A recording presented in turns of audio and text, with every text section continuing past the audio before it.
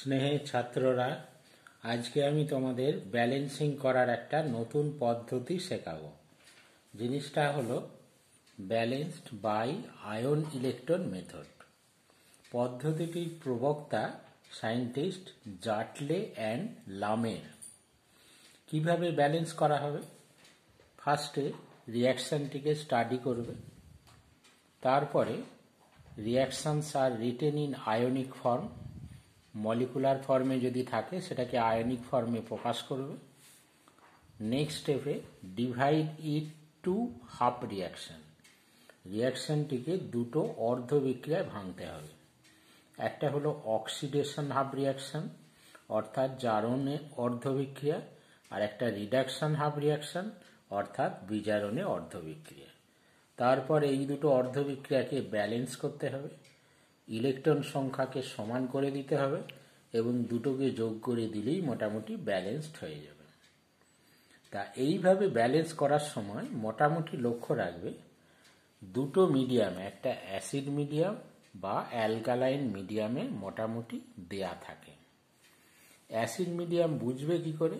যদি কোনো কেমিক্যাল রিয়াকশানে কোনো অ্যাসিড থাকে তাহলে H+ থাকে, তাহলে সেটা অ্যাসিড মিডিয়ামে। আর যদি OH- আয়ন বা কোনো বেস বা অ্যালকালি থাকে তাহলে সেটা হচ্ছে অ্যালকালাইন মিডিয়ামে। অ্যাসিড মিডিয়ামে ব্যালেন্স করার সময় একটা জিনিস মনে রাখবে যে H+ ও H2কে আমরা প্রয়োজন মতো বাঁ দিক বা ডান দিকে ব্যবহার করতে পারি। অর্থাৎ যেখানে অক্সিজেন কম সেদিকে H2O ব্যবহার করব, আর যেখানে হাইড্রোজেন শর্টেজ আছে সেখানে H+ ইউজ করব। অ্যালকালাইন মিডিয়ামে ব্যালেন্সিংয়ের সময় সিমিলারলি OH- এবং H2O-কে আমরা ব্যবহার করতে পারি প্রয়োজন মতো, আর অন্য কিছু ব্যবহার করা যাবে না। আর একটা জিনিস মনে রাখবে, কখনোই কোনো অবস্থাতেই H+ এবং OH- একসঙ্গে ব্যবহার করা যাবে না। চলো একটা উদাহরণ দেয়া যাক।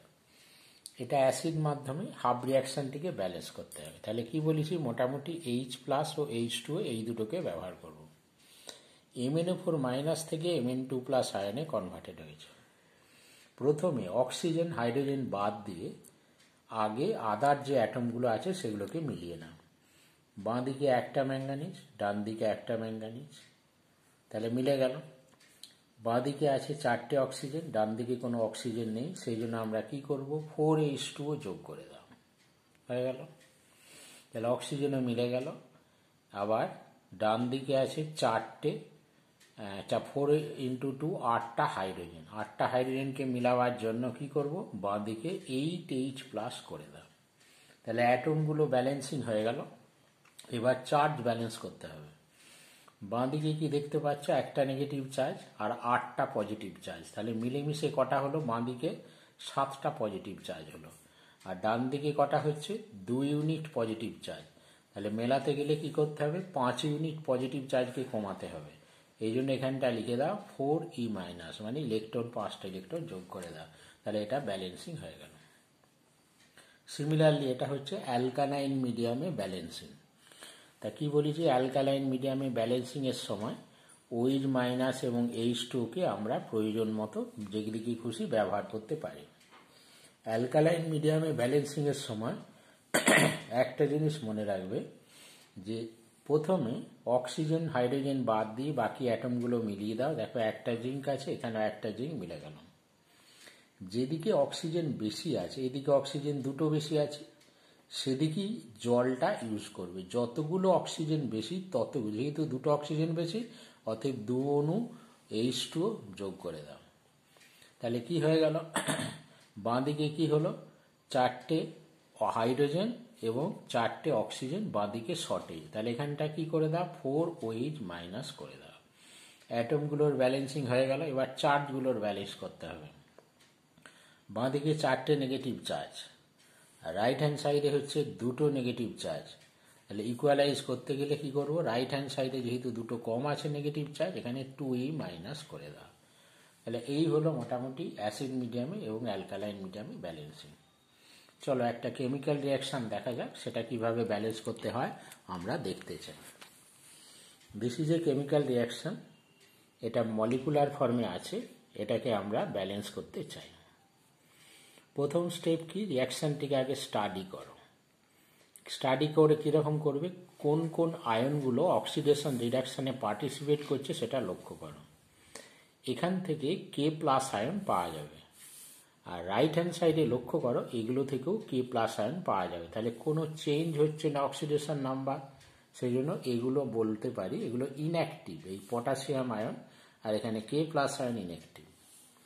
লেফট হ্যান্ড সাইডে দেখো সালফেট আয়ন SO4, আর রাইট হ্যান্ড সাইডেও দেখো সালফেট আয়ন। যেখানে যেখানে সালফেট আয়ন আছে তাহলে কি বলবো, এদের অক্সিডেশন নাম্বারের বা কোনো কিছু অক্সিডেশন রিডাকশনের কোনো চেঞ্জ হয়নি, অতএব এইগুলো কোনো রিয়াকশানে পার্টিসিপেট করেনি। তাহলে পড়ে রইল কোনটা, এই আয়নটি ডাইক্রোমেট আয়ন।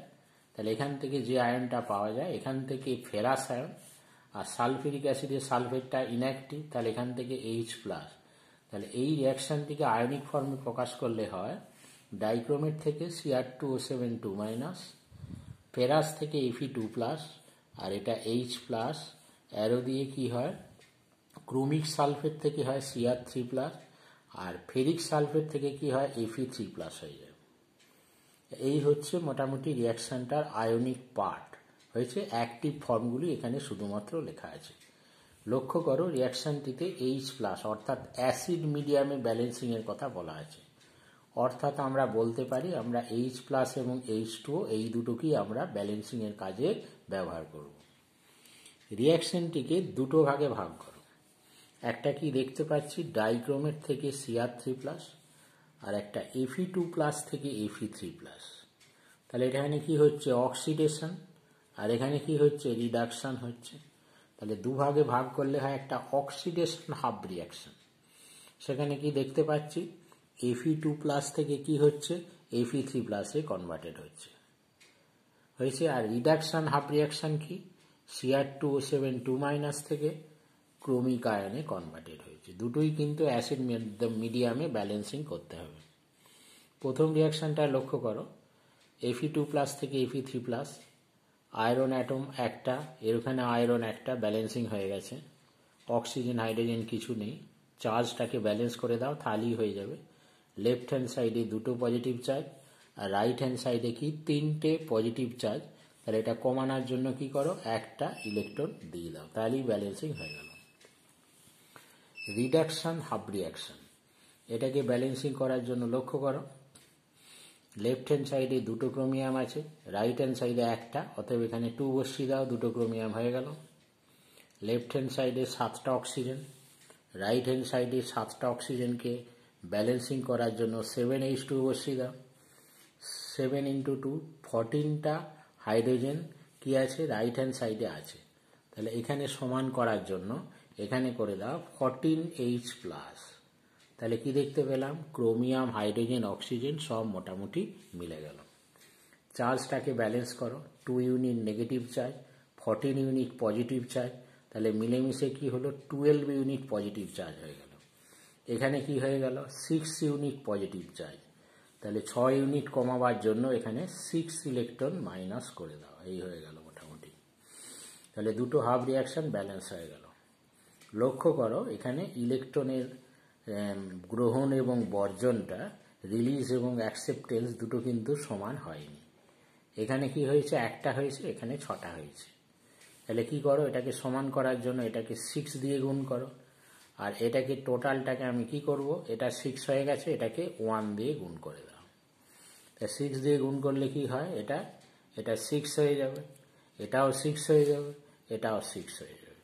আর এটাকে 1 দিয়ে গুণ করলে অ্যাজ ইট ইজ যেমন আছে তেমন থেকে যাবে। দুটো হাফ রিয়াকশানকে যোগ করে দাও, oxidation half reaction, reduction half রিয়াকশানকে যোগ করে দাও। যোগ করে দিলে কি হয়, লেফট হ্যান্ড সাইডে এইগুলো রয়ে যাবে, লেফট হ্যান্ড সাইডের গুলো লেফট হ্যান্ড সাইডে, রাইট হ্যান্ড সাইডের গুলো রাইট হ্যান্ড সাইডে লিখে দিলাম।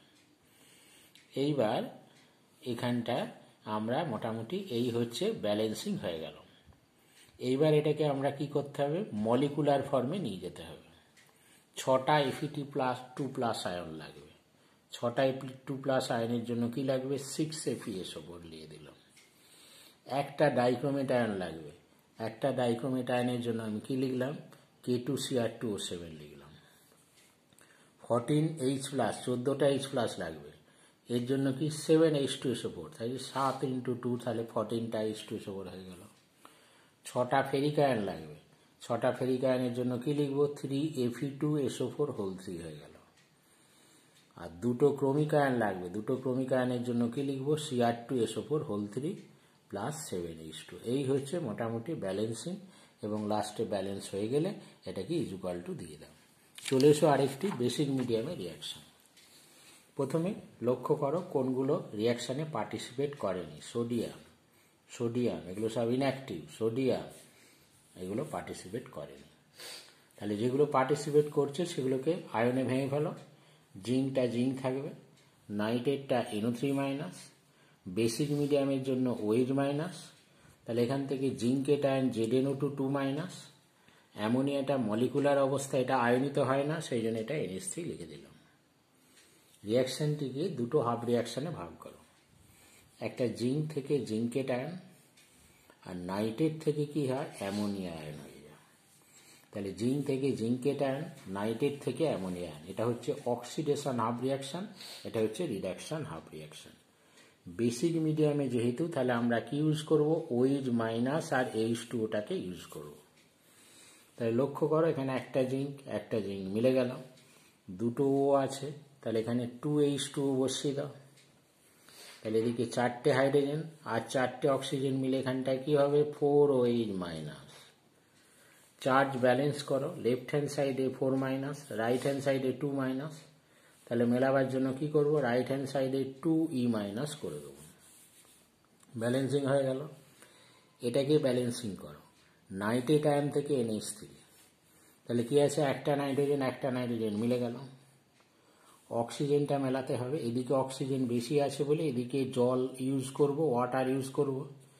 হিসেব মতো 3টে দেওয়ার কথা, কিন্তু যেহেতু লেফট হ্যান্ড সাইডে 3টে হাইড্রোজেন আছে, সেই জন্য আরও 3টে বাড়িয়ে দাও, 6H2O করে দাও এদিকে।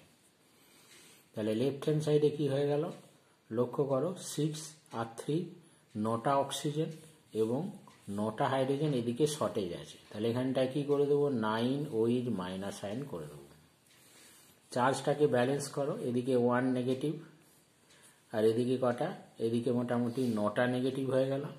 তাহলে সমান করার জন্য এখানে কি করব, মোটামুটি 8টা ইলেকট্রন করে দাও। এখানে ইলেকট্রনের সংখ্যা হ্রাস বৃদ্ধিটা সমান করার জন্য এই টোটাল রিয়াকশানটাকে 4 দিয়ে এবং এটাকে কি করো, 1 দিয়ে গুণ করো, কারণ 4 × 2 8 হয়ে যাবে, এটা 1 × 8 8 হয়ে যাবে। এটাকে 4 দিয়ে গুণ করলে হয়ে যায় এটা 4, এটা 4 × 4 তাহলে কত হয়ে যাবে, 16 হয়ে যাবে। আর এটাও 4, আর এটা কত হয়ে যাবে, 8 হয়ে যাবে। আর এটাকে 1 দিয়ে গুণ করো, অ্যাজ ইট ইজ যেমন থাকবে তেমন থাকবে। দুটোকে যোগ করে দাও, লেফট হ্যান্ড সাইডেরগুলো লেফট হ্যান্ড সাইডে, রাইট হ্যান্ড সাইডে এইরকম দাঁড়াবে আর কি। নেক্সট এবার রিঅ্যারেঞ্জ করো, লেফট হ্যান্ড সাইডে ওয়াটার, রাইট হ্যান্ড সাইডে ওয়াটার, এদিকে OH-, এদিকে OH-, রিঅ্যারেঞ্জ করো লেফট হ্যান্ড রাইট হ্যান্ড সাইডে, তাহলে রিয়াকশানটা এরকম দাঁড়িয়ে গেল। এরপরে এই রিয়াকশানটিকে মলিকুলার ফর্মে এক্সপ্রেস করো। জিঙ্কটা জিঙ্ক, নাইট্রেটটা কোথা থেকে এসেছে, NaNO3 থেকে, একটা নাইট্রেট আয়ন বলে NaNO3, 7টা OH- বলে 7NaOH, 4টে জিঙ্কের লক্ষ্য করো, 4টে জিঙ্কেট হয়ে গেল, অ্যামোনিয়াটা NH3, জলটা 2H2, এই হয়ে গেল। ছাত্ররা তোমরা ভালো করে প্র্যাকটিস করবে, তাহলেই এটা শিখতে পারবে। এটা খুব ইম্পর্টেন্ট, পরীক্ষায় মোটামুটি আসে। আজকে এখানেই শেষ করছি, ধন্যবাদ।